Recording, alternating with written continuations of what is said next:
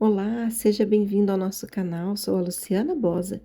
Hoje vamos ler juntos o capítulo 2 do livro Sermões de Spurgeon sobre as Parábolas. Se este projeto tem sido uma bênção para você, não se esqueça de curtir, comentar e seguir o canal para não perder os próximos vídeos. Obrigada. Capítulo 2: Entrada e exclusão. As que estavam apercebidas entraram com ele para as bodas, e fechou-se a porta. Mateus 25:10. Durante o período de espera, as virgens prudentes e as nécias pareciam-se muito, e, mesmo hoje, é difícil discernir um verdadeiro cristão de um falso. Tudo dependia da vinda do noivo. Para as 10 virgens, esse era o principal evento da noite. Se não fosse por sua vinda, elas não teriam saído com suas lâmpadas. Por saberem que ele certamente viria, prepararam-se para se unir ao cortejo nupcial e o servirem com suas canções em seu aposento. Apesar disso, ele não veio logo. O sol se pusera e a escuridão havia tomado toda a paisagem, porém o noivo não vinha. O orvalho noturno precipitava-se rapidamente. Mesmo assim, ele não vinha. As horas tornaram-se longas e passavam lentamente, uma após a outra. Ainda assim, ele não chegava. Aos poucos ia ficando mais turvo. Pelo meio da noite, poucas estrelas eram visíveis, e não restava mais a persistente luz diurna. Era o tempo da escuridão, e os olhos das expectantes virgens ficaram pesados com a vigília. Por que o noivo se demorava tanto em vir? Disseram-lhes que procurassem por ele. Elas esperaram por ele, mas ele não vinha. Houve sussurros de que tudo fosse apenas ilusão, que ele jamais viria. E havia um culposo senso de letargia que as dominou. No caso de algumas delas, seu espírito estava pronto, mas sua carne era fraca. No caso de outras, porém, tanto o espírito quanto a carne eram perversos. Assim dormiram muito profundamente, como dorme um homem em sua morte. Contudo, o noivo veio da mesma forma, irmãos e irmãs, que em nosso caso, o noivo celestial virá. Por mais que o aguardemos, esperemos com a certeza de que ele virá. Tão certamente quanto Cristo veio uma vez, aparecerá a segunda vez, sem pecado, aos que o aguardam para a salvação. Parece-me que é necessário menos fé para crer no segundo advento de Cristo do que no primeiro. Ele já esteve aqui, assim conhece o caminho para retornar. Já esteve entre nós e fez grandes maravilhas. Com certeza voltará para receber a recompensa por sua obra. O bom pastor veio à terra uma vez para entregar sua vida pelas ovelhas. Certamente retornará como o pastor líder para recompensar os demais pastores que fielmente mantiveram suas vigílias noturnas por ele. Jesus voltará, tão certo quanto o noivo veio à meia-noite. Sim, o noivo veio. Apesar do tempo de expectativa, ele veio. E então aconteceu a terrível separação entre aquelas que haviam esperado por sua aparição. As prudentes e as nécias foram separadas umas das outras, dificilmente, por um ato dele mesmo. Foram despertadas pelo som de sua volta. O arauto que o precedia bradou: Eis o noivo. E as adormecidas despertaram. As que estavam verdadeiramente comprometidas com o noivo, as virgens prudentes, penitentes por seu sono vergonhoso, derramaram o óleo em suas lâmpadas, que queimavam fracamente, e logo acenderam-se com claridade e brilho. Quando o cortejo nupcial se aproximou, as que estavam apercebidas encontraram com ele para as bodas, e fechou-se a porta. Contudo, as virgens nécias, aquelas que desprezaram os secretos armazéns de azeite, aquelas que nunca haviam ido ao Espírito Divino em busca de sua inigualável graça, foram separadas de suas prudentes companheiras. Sem dúvida, sem que fosse um ato em especial do noivo, mas como resultado natural de sua própria condição de não preparadas. Tiveram que se retirar para comprar o azeite daqueles que o vendiam. E quando voltaram, era tarde demais para entrarem nas bodas.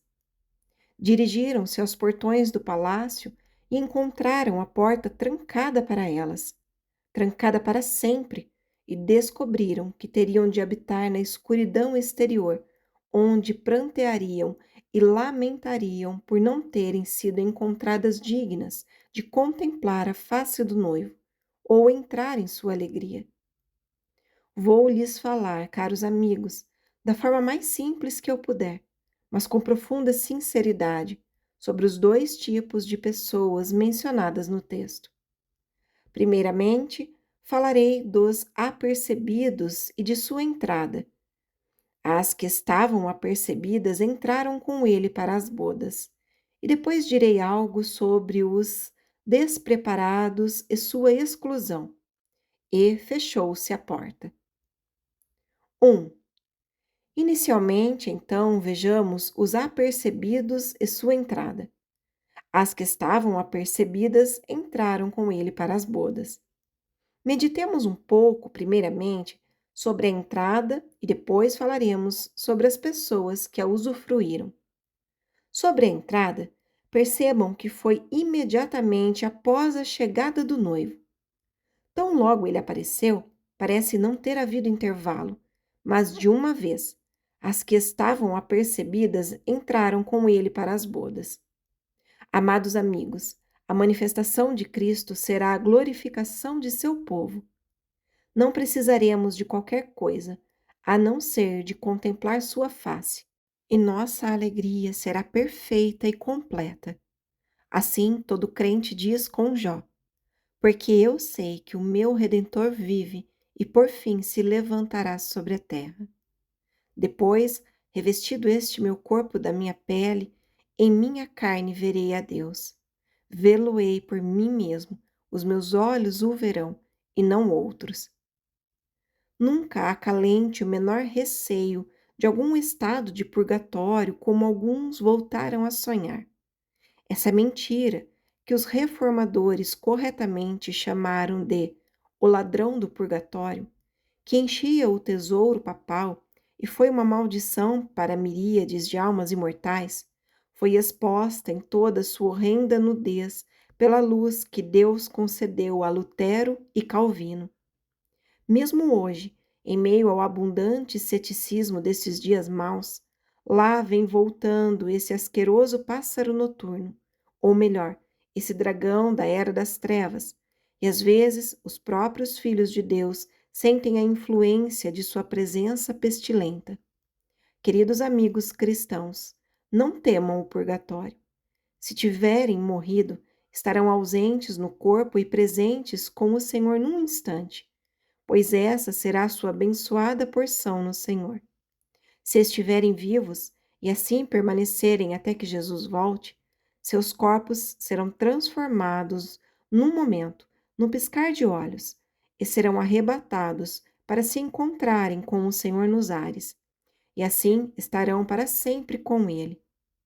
Contudo, se houverem dormido no Senhor, aqueles que estiverem vivos em sua volta não terão precedência sobre vocês, mas vocês serão ressuscitados incorruptíveis, e no momento dessa ressurreição, quando seu espírito, por decreto divino, for reunido ao seu corpo perfeitamente purificado e glorificado, vocês adentrarão com Cristo as bodas e estarão com Ele por toda a eternidade e serão para sempre como Ele é. Não se turbem, portanto, sobre o que acontecerá ou não. Estejam confiantes disto. Se dormirem, dormirão em Jesus. E quando acordarem, serão a sua semelhança. e jamais serão apartados daquele cuja companhia, mesmo agora, é sua maior fonte de alegria e cuja associação será seu prazer para sempre e sempre. Percebam, a seguir, que a entrada das virgens prudentes na festa das bodas não foi apenas imediata, foi também íntima. As que estavam apercebidas entraram com ele para as bodas. Gosto desta expressão, com ele. Eu não iria a lugar algum sem Cristo, e se puder ir a qualquer lugar com ele, independentemente de onde ele me guiar, esse será um dia feliz para mim. E assim será para todos que amam sua vinda. Vocês sabem, amados, que nosso Senhor deixou em seu testamento que estaremos com ele em sua glória. Ouçam essa cláusula retirada de seu testamento. Pai, a minha vontade é que onde eu estou, estejam também comigo os que me deste, para que vejam a minha glória que me conferiste. Ó, amados, vocês que sabem que serão um com Jesus, crucificados com ele ressuscitados, assentados com ele no lar celestial, vocês, tenho certeza, encontrarão algo mais divino no céu do que jamais encontraram quando aquela doce frase for verdadeira para vocês. As que estavam apercebidas entraram com ele para as bodas. Nosso Senhor Jesus, em pessoa, nos escoltará ao nosso lar na glória. Ele nos conduzirá às fontes de elevada bênção, pois como o ancião disse a João em Apocalipse, pois o cordeiro que se encontra no meio do trono os apacentará e os guiará para as fontes da água da vida. Esse, parece-me, é o cerne da alegria celestial. O céu é como o cacho de uvas de escol, mas a essência, o sumo, a doçura do cacho consiste neste fato, que estaremos para sempre com o Senhor. Ah, meus irmãos e irmãs, como poderíamos esperar ir para as bodas se não formos com Ele, escondidos nele, cobertos por sua justiça, lavados em seu sangue? João viu uma grande multidão que nenhum homem poderia contar, de todas as nações, tribos, povos e línguas, em pé diante do trono de Deus e diante do Cordeiro.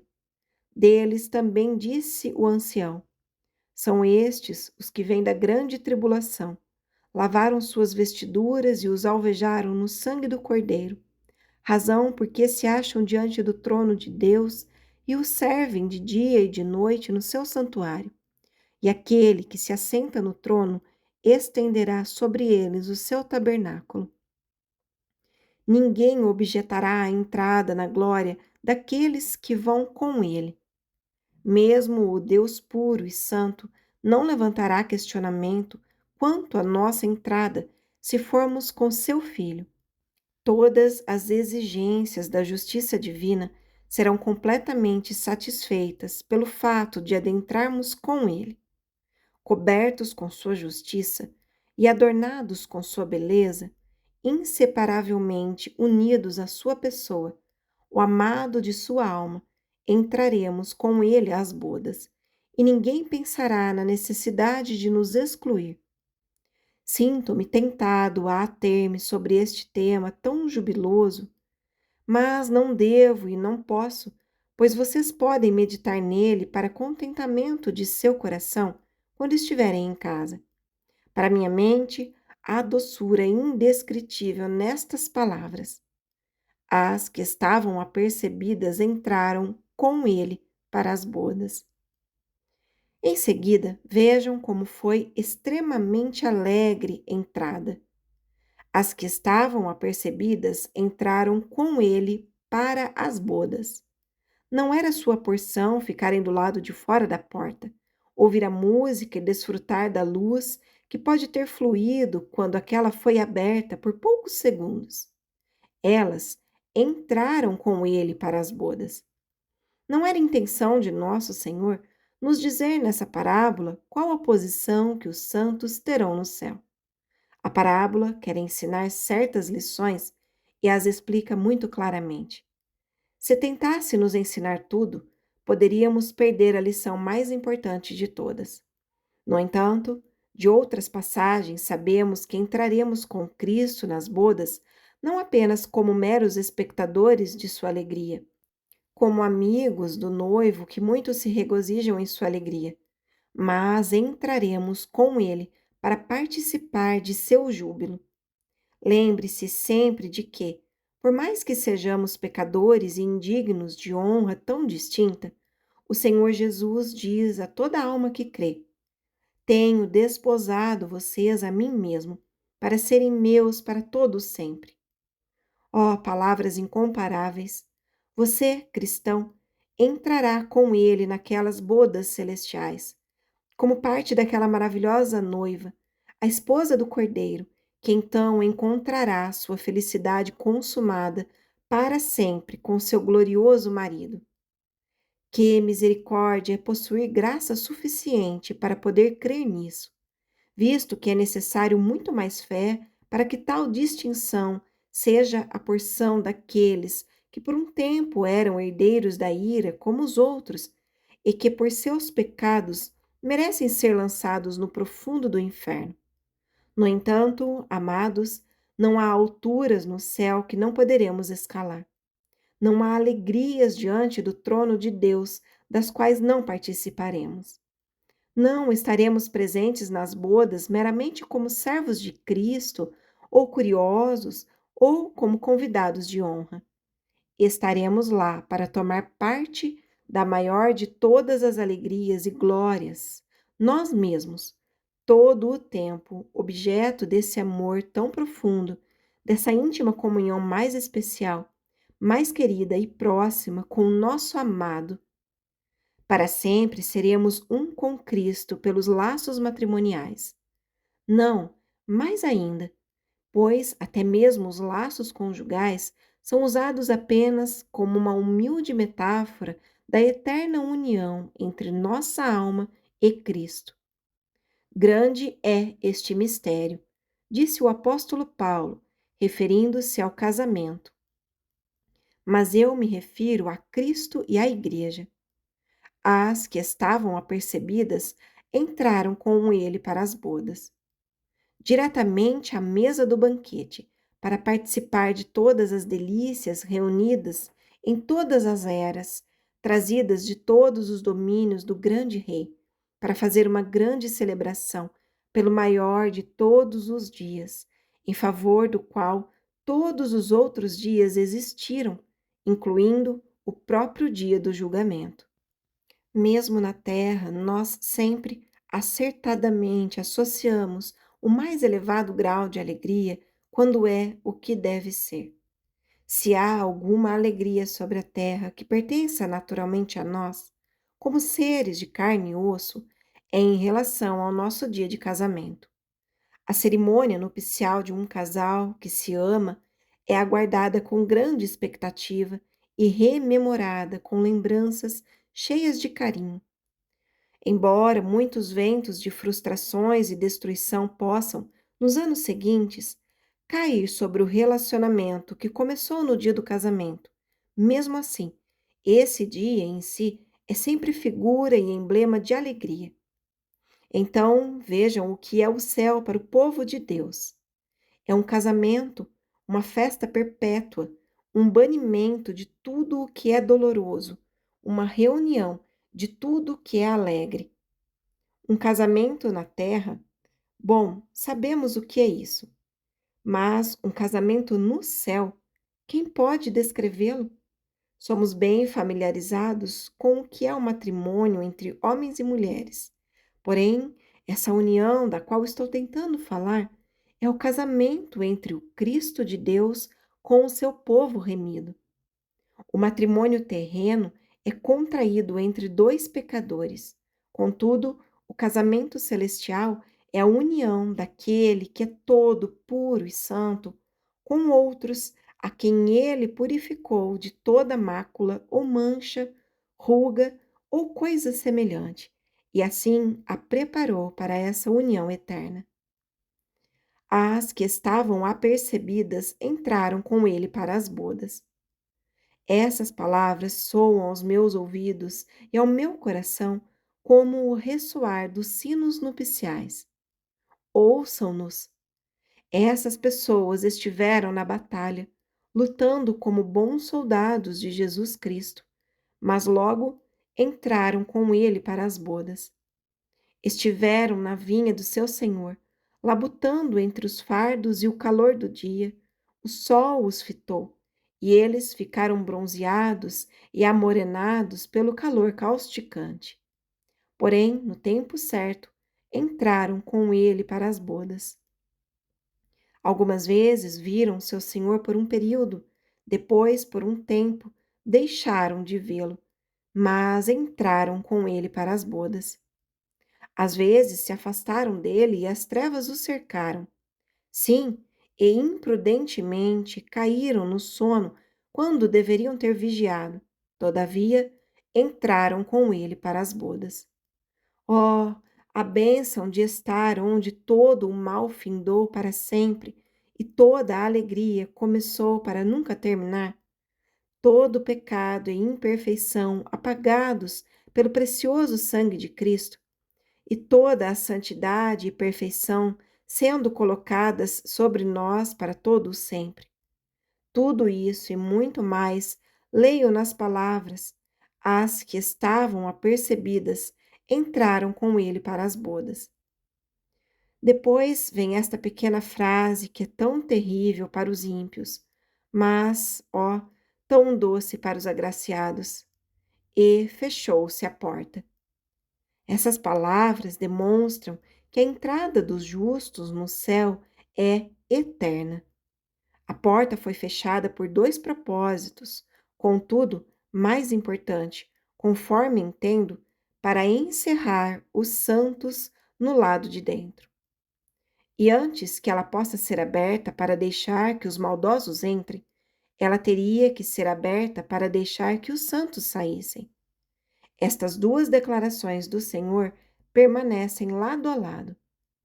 E irão estes para o castigo eterno, porém os justos para a vida eterna. Se você negar a eternidade de uma, deverá negar a eternidade da outra, visto ser a mesma palavra em cada caso. Você precisará arrombar a porta, que é a segurança dos santos que estão dentro, antes de que possa haver uma transformação nos ímpios que estão do lado de fora, e isso jamais acontecerá. A alegria dessa cerimônia nupcial é eterna. Isso está implícito na afirmação do Senhor. As que estavam apercebidas entraram com ele para as bodas, e fechou-se a porta. Eu gostaria que vocês notassem quem são esses que entraram com o noivo. De acordo com o texto, são os preparados, os que estavam apercebidos. As que estavam apercebidas entraram com ele para as bodas. Não existe qualquer pessoa dentre os filhos dos homens que esteja naturalmente pronta para entrar nas bodas. Antes que possam entrar, precisam passar por uma tremenda mudança. Na realidade, precisam nascer de novo. Pensem por um momento sobre que tipo de criaturas somos por natureza. Muito inadequados para entrar com o Cristo às núpcias celestiais. Agora considere o que Cristo é, tão brilhante, puro e santo. Quem será capaz de entrar no céu para estar eternamente com o noivo? Oh, minha alma, você é apenas poeira e cinzas, e o Senhor é o sol da justiça. Oh, minha alma, você é, por causa do pecado, comparável a um monte de estrume, e seu Salvador é perfeição infinita. Você poderá estar apercebida para entrar com ele para as bodas? Não antes que o mesmo Deus, que se tornou homem para que pudesse estar apto para ser seu noivo, a torne santa, a fim de que possa ser encontrada para estar casada com ele para sempre.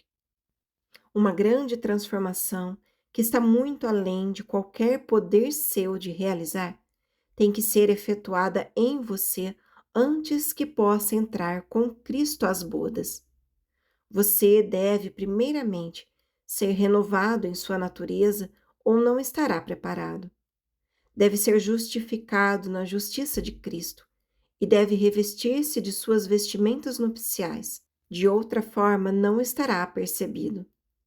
Ou, voltando à parábola diante de nós, deve ter uma lâmpada e esta deve ser alimentada com óleo celestial, continuando a brilhar ou não estará pronto. Nenhum filho das trevas pode entrar naquele lugar da luz divina. Você deverá ser transportado das trevas para sua maravilhosa luz. Do contrário, jamais estará preparado para entrar com Cristo às núpcias e para estar eternamente com Ele. Amados irmãos e irmãs no Senhor, oro para que vocês sempre vigiem por sua prontidão para entrar nas bodas. Estão prontos agora? Se neste momento a voz da trombeta do arcanjo tocar, ou se agora, como tem acontecido ultimamente, com certos amados amigos seus, vocês forem acometidos de paralisia ou de apoplexia. Nota de rodapé. Derramamento de sangue ou serosidade dentro de um órgão ou tecido, ou acidente vascular cerebral. Fim da nota. E de uma hora para outra morressem, estariam prontos para a grande transformação? Estão preparados para ir com Cristo ao grande casamento? Eu os aconselharia a não somente estarem prontos em todas as grandes coisas, mas também a estarem prontos nas pequenas e em tudo que diz respeito a seu relacionamento com o seu Senhor. Talvez vocês ainda não tenham se revestido de Cristo publicamente por meio do batismo. Assim, quanto a isso, ainda não estão prontos. Não retardem a obediência à ordem de Cristo, lembrando-se de suas palavras: quem crer e for batizado será salvo. Com sua boca confessem o Senhor Jesus, se em seu coração já creram nele. Não desconsidere qualquer dos mandamentos de Cristo. Talvez você jamais tenha participado da ceia do Senhor. Se este for o caso, não creio que possam se chamar de prontos para ir com Cristo para as bodas. Quem sabe você chame essas coisas de pequenas, e realmente o são quando comparados com o principal que já mencionei. Contudo, eu não gostaria que você morresse negligenciando nenhum dos mandamentos de Cristo. Você ainda não orou com seus meninos e meninas, certo? Bem, então você não está pronto. Ainda não escreveu seu testamento e não colocou sua casa em ordem? Eu gostaria que você tivesse todas as coisas bem preparadas, pois uma pequena não prontidão pode atrapalhar muitos nos seus momentos de despedida. Ainda não cumpriu aquilo que está próximo a ser um voto com Deus? Ainda não realizou o que deve pela geração presente? Ainda não falou com aquele amigo ímpio e o avisou, como seu coração lhe disse que fizesse há pouco tempo? Eu gostaria de ter você, meu irmão ou irmã, em tal estado que, se você caísse morto em seu caminho para casa esta noite, os outros lamentariam, mas você seria grato porque sua morte súbita foi glória repentina. Whitefield, nota de rodapé. Evangelista itinerante inglês, 1714 a 1770. Fim da nota. Dizia que não gostava de ir dormir à noite se tivesse deixado suas luvas fora de seu chapéu, onde as encontraria na manhã seguinte. É jubiloso sentir que está tudo bem entre Deus e minha alma, entre mim e minha esposa e filhos, e com tudo ao meu redor. Deixe que a morte venha quando quiser, que a doce carruagem mova-se lentamente, como a canção dos Jubilee Singers, nota de rodapé, grupo de cantores fundado em 1871, composto de alunos afro-americanos da Universidade Fisk, em Nashville, Tennessee, Estados Unidos. Fim da nota. Estranhamente o coloca, e que ela transporte minha alma para o país celestial, onde irei com ele às bodas. Estejam apercebidos, queridos amigos, estejam apercebidos, especialmente estejam apercebidos na grande questão da salvação. Porém, vejam que estejam apercebidos em tudo. Vocês sabem que quando estão indo ver um amigo especial ou alguém importante, vestem seu melhor casaco e tudo que os tornará arrumados para vê-lo. Depois, quando estão perto da porta desse amigo ou da mansão do grande homem, percebo que tiram qualquer poeirinha da rua que possa ter sido soprada sobre sua indumentária. Assim estão preparados para encontrá-lo quando ele aparecer. Desta forma, em assuntos espirituais, mesmo que estejam trajados com sua melhor vestimenta, ainda assim pode haver necessidade de uma limpezinha e terão de fazê-la para que possa ser dito a seu respeito, sem que haja o que o restrinja. As que estavam apercebidas entraram com ele para as bodas, e fechou-se a porta. Li em um panfleto americano um pequeno esboço escrito por um cavalheiro que, por ter de frequentemente cruzar os grandes lagos, tinha o hábito de levar consigo uma boia salva-vidas para qualquer necessidade. Uma noite, enquanto dormia, um alarme tocou.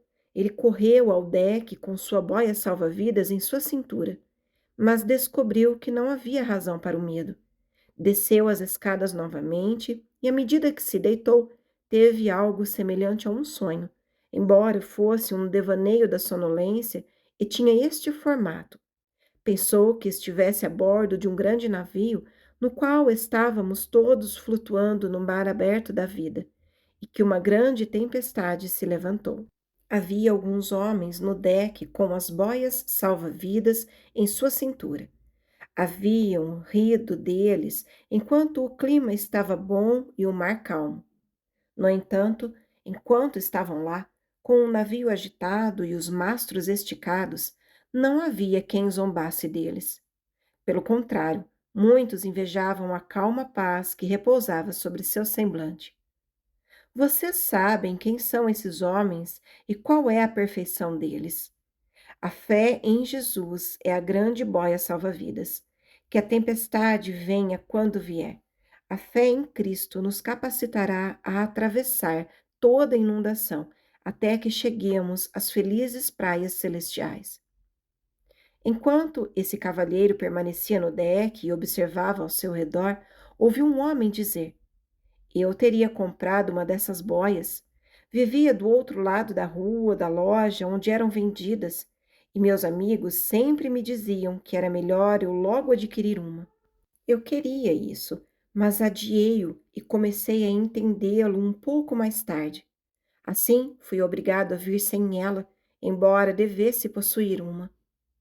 O cavalheiro viu esse homem ser levado pela corrente da mesma forma que os demais que não possuíam a boia. Sua boa intenção não conseguiu salvar-lhe a vida. Não há dúvida de que há aqui muitos que deveriam adquirir a boia salva-vidas espiritual e dizem que desejam fazê-lo agora mesmo. Ah, o céu tem se enchido com pessoas que creem em Jesus e o inferno com aqueles que queriam crer em Jesus, mas não o fizeram. Essa é a diferença entre as duas classes.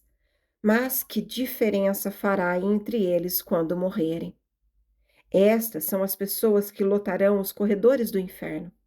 Homens e mulheres que queriam crer no Salvador, contudo jamais o fizeram. Viveram do outro lado da rua, onde essas boias salva-vidas eram adquiridas, e desejaram tê-las, porém não as tinham quando a última grande tempestade sobreveio, e assim se perderam.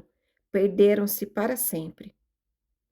Houve outro homem que disse: já cruzei esse mar tantas vezes sem ter uma boia que achei que poderia correr o risco mais uma vez. Ele também foi levado pela corrente. E há alguns de vocês, meus ouvintes, que dizem: já vivi 20, 30, 40, 50, 60 ou 70 anos e ainda não morri. Correrei o risco mais um ano. Realmente, hoje em dia, ninguém parece envelhecer. Você conhece um homem de 75 ou 80 anos e ele acha que será velho um dia, mas ele conhece alguém que viveu até os 99 e acha que alcançará a mesma idade. Ouvi falar de um fazendeiro idoso que queria comprar o campo do seu vizinho. Ele tinha 80 anos e seu vizinho era 5 anos mais novo. Assim, quando seu vizinho não lhe vendeu a terra, o mais velho disse: ah, bom, tudo bem. Você é velho e posso comprá-la quando você morrer.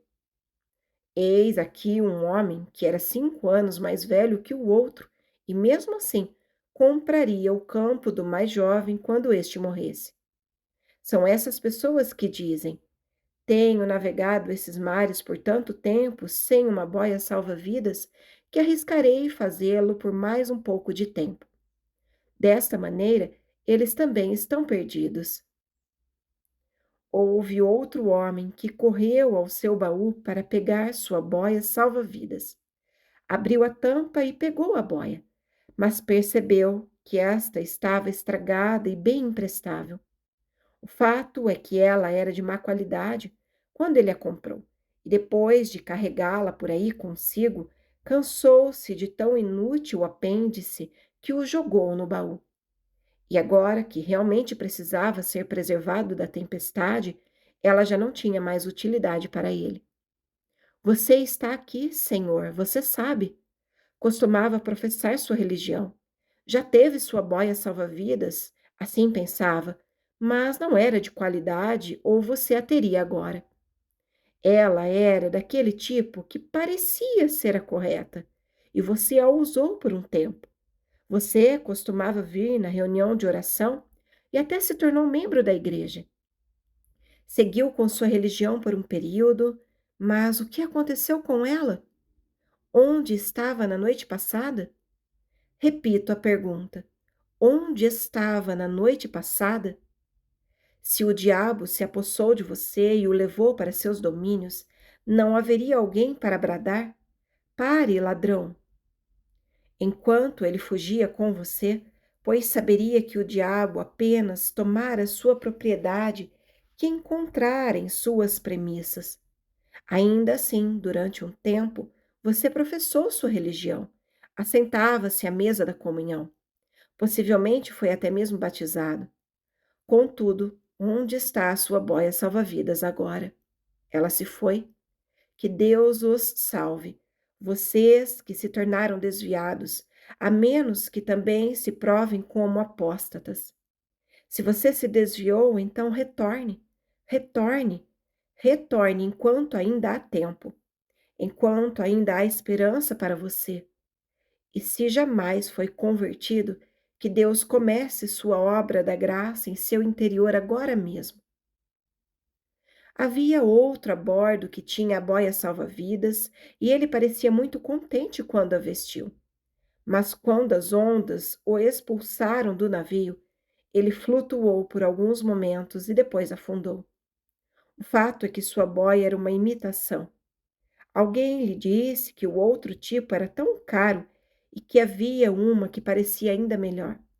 A verdade é que houve um sussurro de que ela não resistiria aos testes necessários, mas o homem não se preocupou muito com isso, visto que sua boia parecia tão boa quanto a genuína, e ele possuía o crédito de estar na companhia daquelas pessoas sensíveis que possuíam a verdadeira.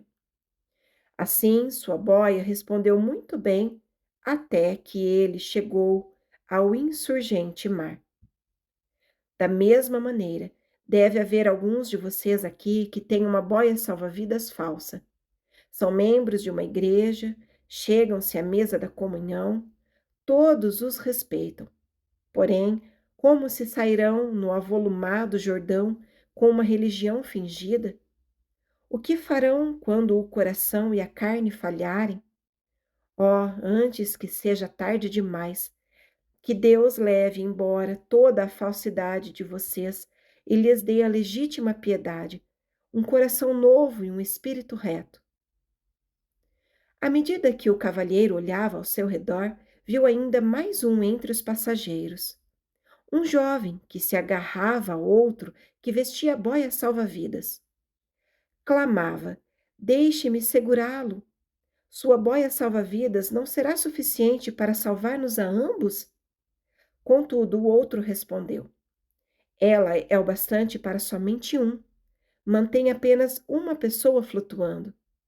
Então o cavalheiro ponderou na parábola das 10 virgens que o Senhor contara e no que as nécias disseram às sábias: Dai-nos do vosso azeite, porque as nossas lâmpadas estão se apagando. No entanto, as sábias replicaram: Não, para que não nos falte a nós e a vós outras. Portanto, lembremo-nos de que nada nos beneficiará a não ser a devoção pessoal. A religião dos demais não lhes será de qualquer valia. A mensagem de nosso Senhor a todos nós é: importa-vos nascer de novo. E não existe algo do tipo novo nascimento por procuração. Vocês precisam voar para encontrar refúgio em Jesus. E não há qualquer pessoa que possa fazer isso por vocês. Devem, pelo poder do Espírito Santo, confiar em Cristo por si próprios. Ninguém pode crer em seu lugar. Alegro-me de que haja muitos aqui que têm a boia salva-vidas do genuíno Evangelho. Permanecendo em Cristo Jesus, não temem. Não há condenação que devam temer, quando Jesus é tudo o que decidiram ter. Podem, sem qualquer tremor, enfrentar dilúvios, ou as chamas, ou a voraz profundidade. Podem até mesmo estar, sem temor do inferno e da morte terrível, sabendo que em paz aportarão das pacíficas costas celestiais, de onde jamais partirão. 2. Estou quase agradecido por ter apenas poucos minutos para trabalhar na segunda parte do meu assunto, os despreparados e sua exclusão. Tentarei dizer muito em poucas palavras e lhes peço que deixem que cada palavra encontre guarida em vocês. Então, quando foi essa exclusão? E fechou-se a porta. Ela não ficou entreaberta, foi fechada, tão firmemente fechada que havia uma separação completa entre as convidadas que entraram e as tardias virgens nécias que ficaram para fora. Todavia, essa separação era perfeitamente justa. As virgens tolas deveriam ter estado lá na hora, deveriam ter entrado com o noivo. Não era sua função assisti-lo e acompanhá-lo ao lar? O tempo de entrar havia chegado em sua plenitude. Era o tempo correto e adequado. O noivo dera aquela noite a todas para que se preparassem, e elas ainda reclamaram do atraso antes que ele viesse. Assim, quando a porta enfim se fechou, era tarde demais. Tiveram todo o tempo para obter o óleo e guarnecer suas lâmpadas. Não foi como se o noivo tivesse vindo na primeira vigília da noite e elas dissessem: Não tivemos tempo de abastecer nossas lâmpadas. Não, não foi assim. Da mesma forma, caros amigos, vocês têm toda esta vida, todos estes anos de longo sofrimento e clamor paciente de nosso Senhor. E a porta somente se fechará quando chegar sua última hora. Ó, sejam sábios antes que seja tarde demais. Quando a porta foi fechada, a exclusão foi definitiva. Em toda a minha pesquisa na Palavra de Deus, nunca encontrei qualquer tipo de esperança de que a porta, uma vez cerrada, seria aberta novamente. Pode haver uma grande esperança, a qual alguns se entregam, mas lhes imploro que jamais arrisquem sua alma sobre essa plataforma apodrecida, pois não há qualquer passagem nas Escrituras que a garanta.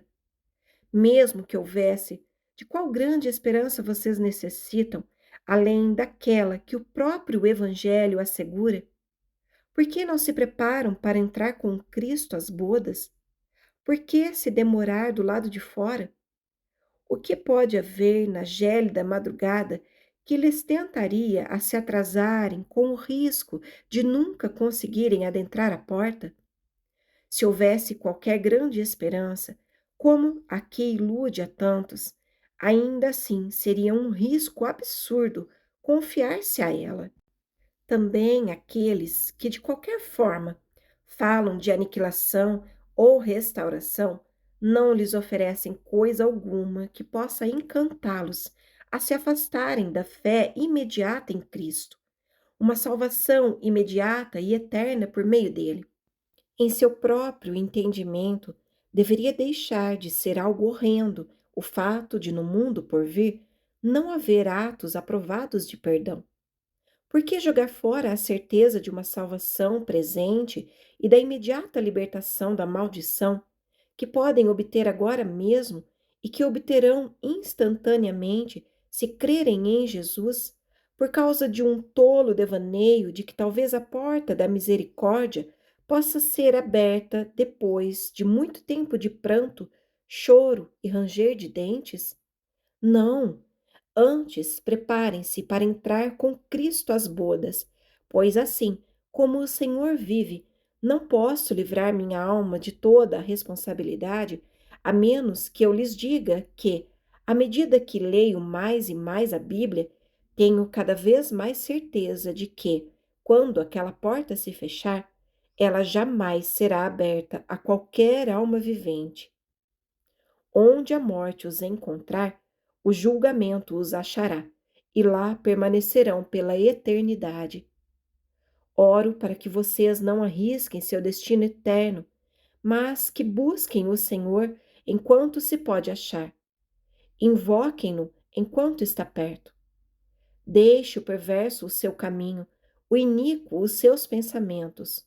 Converta-se ao Senhor, que se compadecerá dele, e volte-se para o nosso Deus, porque é rico em perdoar.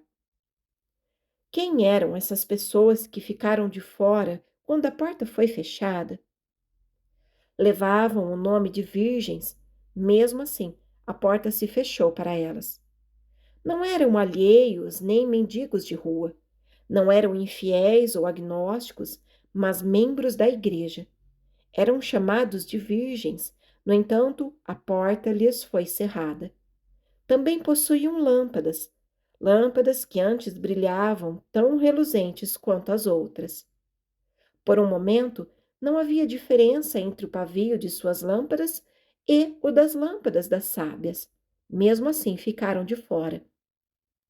Possuíam pelo menos um pouco de óleo e por algum tempo foram companheiras das virgens sábias. Saíram com elas a encontrar o noivo, e as virgens sábias, talvez, nunca suspeitassem de que as demais fossem nécias, até que no meio da noite elas descobriram, tarde demais, que suas lâmpadas estavam se apagando. Ó senhores, beberemos do mesmo cálice da comunhão e comeremos do mesmo pão da mesa do Senhor, sendo lembrados de seu corpo partido e sangue derramado. E mesmo assim, alguns de nós estarão para sempre no lado de dentro com Deus, enquanto outros estarão eternamente trancados para fora, porque não receberam o Espírito Santo, por não terem o secreto estoque interior do óleo da graça, que por sua graça Deus não o permita. Vejam que essas pessoas agiram de forma muito semelhante à daqueles que entraram com o noivo. Saíram a encontrar o noivo, percorreram a mesma estrada e o mesmo tanto que as demais caminharam, e foram dormir da mesma maneira que as demais. Acordaram como as outras e igualmente começaram a preparar suas lâmpadas. A situação delas parecia ser a de filhas de Deus e pareciam ter muitas marcas da eleição da graça. Contudo, não a possuíam, nem estavam nela, pois não tinham óleo em suas lâmpadas, nem graça, nem habitação do Espírito Santo, nem ação especial daquele que opera nos santos, o querer e o efetuar, de acordo com sua boa vontade. Eram tão semelhantes à noiva de Cristo que somente o noivo poderia dizer qual a diferença, até que veio a meia-noite e essa diferença ficou explícita a todos os observadores. Também me parece que essas pessoas que foram trancadas para fora eram aquelas que sabiam algo sobre a oração. Aquela noite não foi a primeira que elas utilizaram o clamor agonizante: Senhor, Senhor, abre-nos a porta. Provavelmente estavam habituadas às reuniões de oração. Estavam onde as pessoas chamavam Cristo de Senhor, e elas mesmas usaram essa fórmula. Talvez disseram em sua mente: Senhor, Senhor, porventura não temos nós profetizado em teu nome? Em teu nome não expelimos demônios, e em teu nome não fizemos muitos milagres? No entanto, a porta se fechou para elas, e elas, do lado de fora, sabendo do que acontecia lá dentro, rangeriam os dentes ainda mais por não poderem entrar. A porta foi fechada para aqueles que viam a luz de Deus, mas cuja lâmpada se apagara. Carregaram em suas mãos as mesmas lâmpadas que lhes dera direito a reivindicar um lugar na procissão, mas elas se apagaram. Assim sendo, não possuíam direito a qualquer lugar e a porta se fechou para eles. Ah, vocês que meramente professam a religião, ficarão trancados para fora da porta da misericórdia? Vocês o farão se negligenciarem obter aquele óleo secreto da graça, que só pode ser concedido pelo Espírito Santo. Antes que chegue outro domingo, seu pregador pode morrer, como já aconteceu com outros irmãos. Talvez eu jamais tenha outra oportunidade de falar a vocês, que são meramente confessores da religião, e de lhes avisar para que se assegurem de serem também possuidores e que realmente tenham a graça de Deus em sua alma. Ou, possivelmente, algum de vocês seja tomado sem aviso prévio, como já aconteceu com nossos amigos. Suponham que possa me abordar no outro mundo e dizer: Pregador, nós o ouvimos constantemente. Ouvimos tudo o que veio de seus lábios. Viemos até mesmo nas quintas-feiras, à noite, para lhe ouvir. Contudo, você profetizava suavemente sobre nós, dizendo: Paz, paz, quando não há paz. Oro a Deus para que eu não tenha sangue de homem algum nas orlas de minhas vestimentas naquele último dia tremendo. Portanto, proponho-lhes que agora mesmo escapem da ira vindoura. Fujam para Cristo, fujam para sua amada cruz e fitem suas feridas sangrando, pois há vida para quem olhar ao crucificado. Fujam de seus pecados, fujam de si mesmos, fujam de qualquer busca mundana que os enrede e coloquem sua confiança em Jesus Cristo e este crucificado, e digam de coração: Jesus, teu sangue e tua retidão, minha beleza e minha vestimenta gloriosa são. Entrarei contigo às bodas, e quando a porta se fechar, estarei do lado certo dela. Distante do mundo de pranto e pecar, eternamente com Deus ficar. Que o Senhor nos salve a todos, por amor ao seu nome. Amém. Este sermão foi pregado no Tabernáculo Metropolitano, em Newington, na noite de 21 de maio de 1885. Fim do capítulo.